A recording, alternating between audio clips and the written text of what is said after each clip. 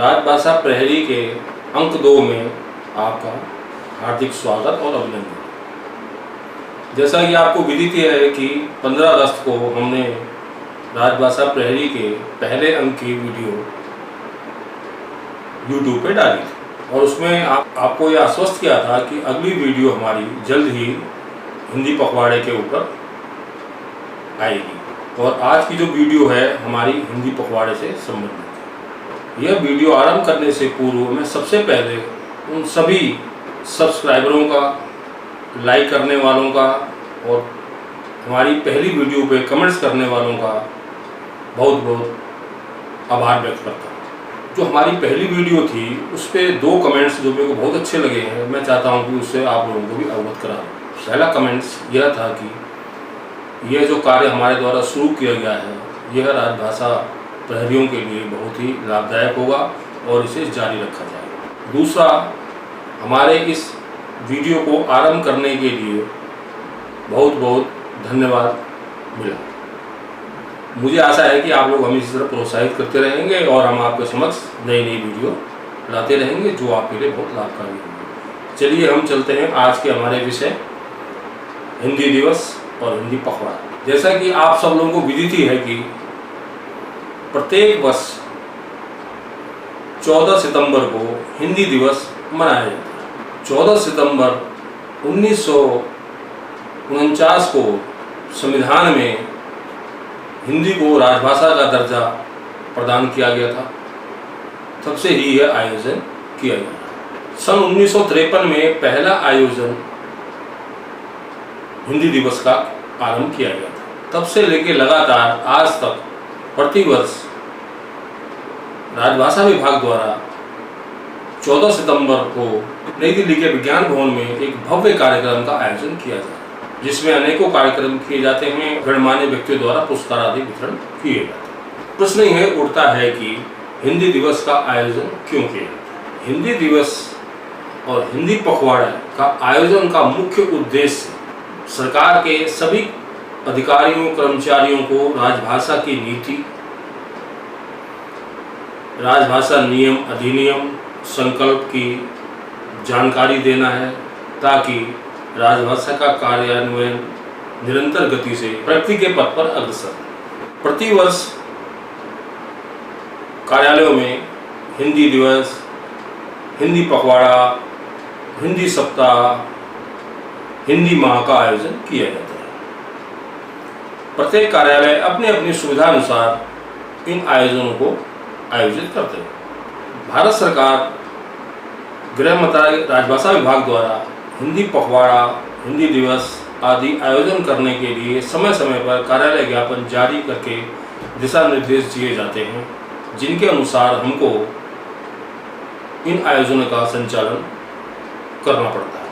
मुख्य रूप से यह देखा गया है कि कार्यालयों में सितंबर माह में 1 सितंबर से 15 सितंबर और 16 सितंबर से 30 सितंबर हिंदी पखवाड़े का आयोजन किया जाता है।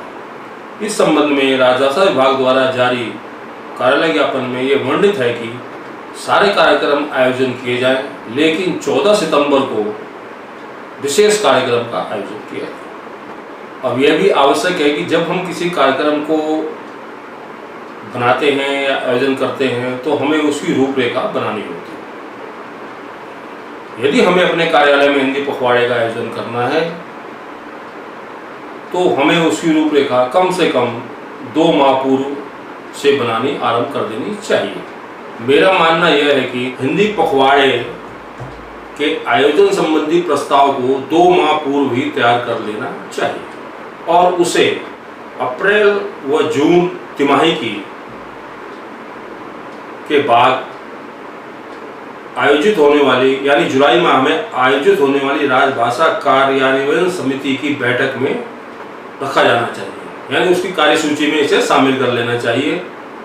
इसके कई लाभ हैं, जैसे यदि हमने हिंदी पखवाड़ा आयोजन करने का प्रस्ताव इस बैठक में चर्चा के लिए रखा तो उसके बहुत ही सकारात्मक परिणाम हमें देखने को मिलते हैं, क्योंकि इस बैठक में कार्यालय के सभी वरिष्ठ अधिकारी उपस्थित रहते हैं और वह हमारे इस प्रस्ताव पर अपने अपने विचार रखते हैं। यह आवश्यक नहीं है कि जो हमने प्रस्ताव दिया है उसको पूर्ण रूप से मान लिया जाए। इस बैठक में अलग अलग अधिकारियों की अलग अलग राय से हम अध्यक्ष महोदय की अनुमति से अनुमोदन के बाद एक अच्छा प्रस्ताव बना सकते हैं और उसका कार्यान्वयन कर सकते हैं। इसकी सबसे बड़ी बात यह होती है कि ऐसी बैठकों में लिए गए निर्णय सभी अधिकारी उनसे परिचित रहते हैं, क्योंकि हमें इस प्रस्ताव को बैठक के बाद अनुमोदन के लिए प्रशासन में और वित्त अनुभाग में वित्तीय स्वीकृति के लिए भेजना होता है। और मुख्य रूप से यह दोनों अधिकारी जो इसकी स्वीकृति प्रदान करते हैं बैठक में होते हैं।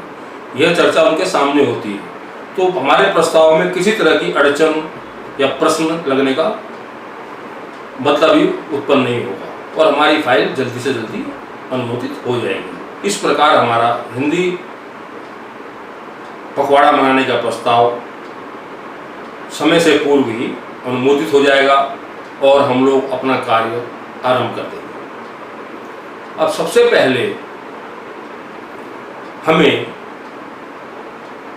अनुमोदन के बाद, हाँ एक बात मैं बताना भूल गया आप लोगों को, जैसे जो चीज़ हमारी राजभाषा कार्य समिति की बैठक में अनुमोदित होंगी उन सबको हमें कार्यवृत्त के अंदर डालना होगा और अध्यक्ष महोदय की अनुमति मिलने के बाद या अध्यक्ष महोदय के अनुमोदन के पश्चात उसे सभी अनुभागों, निदेशालयों, कार्यालयों में परिचालित करवाना होगा या भेजना होगा। इसी कार्यवृत्त की प्रति को पखवाड़े आयोजन संबंधित फाइल में लगाकर हमें अगली मंजूरियों के लिए संबंधित अनुभागों को भेजना पड़ता है और वह प्रस्ताव हमारे बिना किसी हिचक के स्वीकृत हो जाते हैं। यदि हम इस कार्य को ना करते हुए बैठक में चर्चा किए बगैर अपने प्रस्ताव को प्रस्तुत करते हैं तो उसमें कई रुकावटें आती हैं, क्योंकि हमारी फाइल नीचे से ऊपर जाने में 3-4 स्टेज क्रॉस करती है और उसमें अलग अलग अधिकारियों की क्वारी लगती हैं, उनका जवाब देना पड़ता है। इससे फाइल डिले होती है और हमें अपना कार्य सफलतापूर्वक करने के लिए बहुत कम समय मिल पाता है। इसलिए मेरा सभी आप लोगों से निवेदन है कि आप लोग हिंदी पखवाड़ा मनाने का प्रस्ताव लगभग 2 माह पूर्व ही अनुमोदित करा दें। अब इसके बाद एक प्रश्न उठता है कि हमें अगली कार्रवाई क्या करनी। अनुमोदन के बाद हमको सबसे पहले कार्यक्रम की अनुमोदित रूपरेखा बनानी है कि जिस आधार पे हमारा कार्यक्रम अनुमोदित हुआ है और हमें क्या क्या कार्रवाइयाँ करनी है। जैसे उदाहरण के लिए हमें कौन कौन सी प्रतियोगिताएं आयोजित करनी है। मेरे हिसाब से या मेरी जानकारी में प्रत्येक कार्यालयों में लगभग 4 या 5 प्रतियोगिता ही आयोजित की जाती है मुख्य रूप से, जैसे हिंदी निबंध प्रतियोगिता, हिंदी टिप्पणी लेखन प्रतियोगिता, हिंदी निबंध प्रतियोगिता, हिंदी वाद विवाद प्रतियोगिता, शब्द ज्ञान प्रतियोगिता या राजभाषा ज्ञान प्रतियोगिता आदि आयोजित की जाती है। इसके अलावा कई कार्यालयों में कवि सम्मेलन, कवि गोष्ठी का भी आयोजन किया जाता है। कई कार्यालय जो प्रकाशन का कार्य देखते हैं वो अपने कार्यालयों में हिंदी के पुस्तकों या हिंदी की बुकलेट्स जो भी वो प्रकाशित करते हैं उनकी प्रदर्शनी भी लगाते हैं। तो हर एक कार्यालय अपनी सक्षमता के अनुसार सारे कार्य करता है। अब हमें देखना है कि हमें क्या क्या करना है। अगर हमें प्रतियोगिता आयोजित करनी है तो सबसे पहले 5 प्रतियोगिताओं के लिए उनके प्रश्न पत्र तैयार करने संबंधित तैयारी, जो लिखित परीक्षाएं होंगी, जैसे वाद विवाद प्रतियोगिता और भाषण प्रतियोगिता या निबंध प्रतियोगिता, इसके लिए लिखित प्रतियोगिता तो नहीं आयोजित होगी, इसके लिए हमें मूल्यांकन कर्ता या जज नियुक्त करने पड़ेंगे। उन अधिकारियों की सूची बनाना, उनसे सहमति लेना, हिंदी के प्रश्न पत्र कौन बनाएगा, उन अफसरों से उनकी जानकारी लेना कि वो बना पाएंगे कि नहीं बना पाएंगे, फिर उनको जांच करने की व्यवस्था करना, ये सब तैयारी हमको पहले से ही करनी होती है। इसके अलावा सबसे ज़रूरी कार्य जो 14 तारीख को मोस्टली अपील जारी करनी विभागाध्यक्ष की।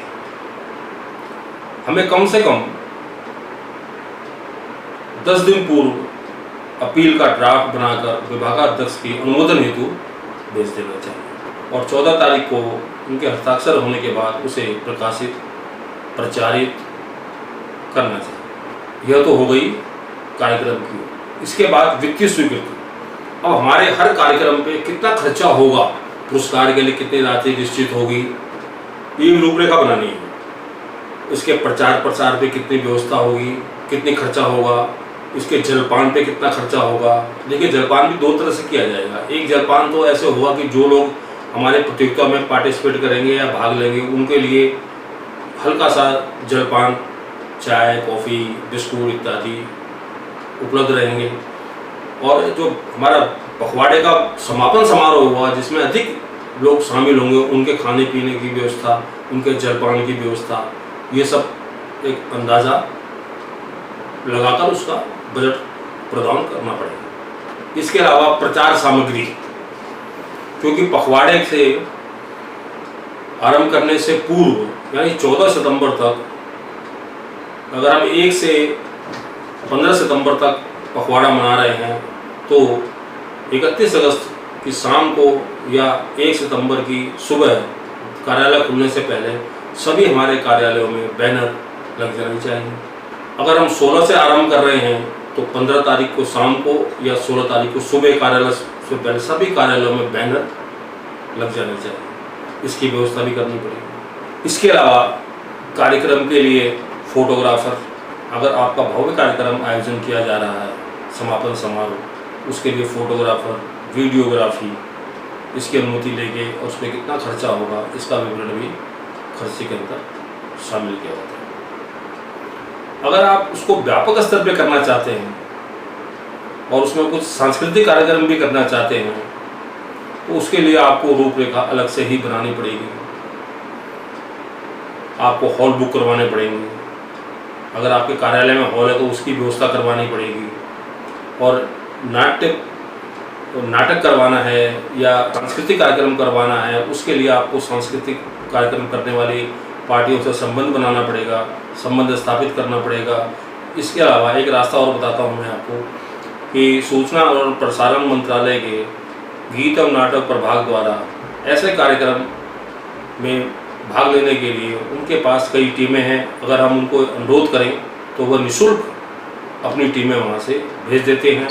अगर आप चाहते हैं कि हिंदी पखवाड़े से संबंधित कोई गीत, हिंदी दिवस से संबंधित गीत आदि, ये उनको बताना पड़ता है और वो वहाँ से तैयारी करा के उनके पास एक कलाकारों की टीम होती है जिसे वो निःशुल्क सरकारी कार्यालयों में ऐसे कार्यक्रम के आयोजन हेतु भेज दें। इसके अलावा अगर आप लोग कवि सम्मेलन कराना चाह रहे हैं तो कवि सम्मेलन के लिए आपको कवियों से संपर्क स्थापित करना पड़ेगा, उनसे समय लेना पड़ेगा और उनके आने जाने की व्यवस्था, उनके कन्वेंस का खर्चा और उन्हें जाते वक्त कुछ न कुछ राशि भी देनी होगी, जो भी हमें अपने व्यय में डालना पड़ेगा। ये सब कार्य सोच के इन पर सारी कार्रवाई करनी पड़ेगी।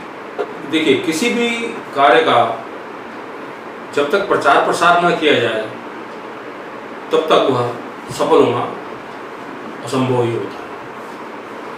इसके लिए हमें प्रचार सामग्री का भी भरपूर प्रयोग करना चाहिए। हिंदी पखवाड़े के बैनर तो हम लगवा देंगे, बनवा देंगे। उसके अलावा भी कई बैनर हम बनवाना चाहें तो बनवा सकते हैं। जैसे प्रतियोगिता संबंधी समय सारणी पूरी बनाई और जगह जगह कैंटीन के पास, लाइब्रेरी के पास, एंट्री गेट पे, बाहर जाने वाले रास्ते पे लटकवा दें ताकि लोगों को उससे जानकारी मिलती है। सभी कार्यालयों में आयोजन संबंधी परिपत्र भेज के सबको सूचित करवा दें। जब तक हमारे अधिक से अधिक लोगों को सूचना नहीं मिलेगी तो वह हिंदी की प्रतियोगिता में शामिल नहीं हो पाएंगे। इसके अलावा व्यक्तिगत संबंधों से भी हम लोगों को इन प्रतियोगिताओं में भाग लेने के लिए आमंत्रित कर सकते हैं। और परिपत्र में विशेष रूप से प्रतियोगिताओं का नाम, आयोजन करने का स्थल, पुरस्कार की राशि, प्रतियोगिता का समय आदि उल्लेख अवश्य करना चाहिए। इसके अतिरिक्त सोशल मीडिया का भी सहारा इसमें लिया। अगर आपके पास अपने कार्यालय के लोगों के ईमेल आईडी हो तो उनको ईमेल से भी सूचित करें, क्योंकि हमारा काम हिंदी पखवाड़े को संपन्न करना है और उसे सफल बनाना है। तो उसके लिए हम जितना भी प्रयास करेंगे वो हमारे लिए ही लाभकारी होगा। जैसे मैंने आपको पहले वीडियो बताया था कि हिंदी के कार्य को सफल बनाने के लिए हमें मेन स्ट्रीम के लोगों से जुड़ना होगा, और यह मेन स्ट्रीम के लोगों से जुड़ने का सबसे अच्छा साधन हिंदी पखवाड़ा, हिंदी का आयोजन होता है। इसलिए हमारी ये ड्यूटी बन जाती है कि हम इसका सफल से सफल आयोजन करें। इसमें भाग लेने वाले अधिकारियों कर्मचारियों को भरपूर सहयोग दें, उनका सम्मान करें और उन्हें पुरस्कृत करें तथा प्रमाण पत्र आदि भी दें। 14 तारीख को तो अपील जारी हो जाएगी। उसके बाद के कार्यक्रमों में आप उसको प्रतियोगिताएं, 5 प्रतियोगिताएं शामिल कर लीजिए उसमें, जो हमने यही चर्चा की। उसके बाद जो समय बचता है, मेरा कहने का तात्पर्य है कि प्रतिदिन एक ना एक कार्य हम हिंदी से संबंधित करते रहें। जो समय हमारे पास बचेगा, जो तारीखें बचेंगी, उन पर हम हिंदी कार्यशालाओं का आयोजन करें। पहली कार्यशाला में हम अधिकारियों और कर्मचारियों को आमंत्रित करके उन्हें राजभाषा नियम, अधिनियम, राजभाषा संकल्प आदि की जानकारी दें।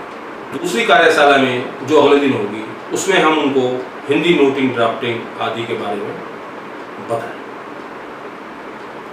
तीसरी कार्यशाला में हम एक शंका समाधान विषय से संबंधित कार्यशाला रखें, क्योंकि मैंने देखा है कि कई हमारे अधिकारियों और कर्मचारियों को हिंदी में कार्य करने में बहुत कठिनाई होती है, और वह जब तक अपनी कठिनाई बताएंगे नहीं तो उसका समाधान मिलना मुश्किल है। अगर हम ऐसे ही कार्यशाला आयोजित करें तो उसमें हम उनकी जो शंकाएं हैं उसका समाधान आराम से कर सकते हैं। मतलब मेरा कहने का ये है कि कोई भी दिन 15 दिन में 4 छुट्टी हो जाएंगी, शनिवार संडे की इनको छोड़ के जो भी 10-11 दिन बचते हैं उसमें हम कोई ना कोई आयोजन करते हैं। इसके बाद अंत में समापन समारोह और पुरस्कार वितरण करने के बाद इस समारोह के समापन की घोषणा होते ही इसे समाप्ति की ओर लेंगे। इस तरह से हम हिंदी पखवाड़े का आयोजन कर सकते हैं। मुझे आशा है कि आपको हिंदी पखवाड़े से संबंधित जानकारी संक्षिप्त रूप में मिल गई होगी। इसके अतिरिक्त हिंदी पखवाड़े, हिंदी दिवस से संबंधित विस्तृत जानकारी आपको राजभाषा विभाग की वेबसाइट पर उपलब्ध है, जहां से आप विस्तृत जानकारी ले सकते हैं।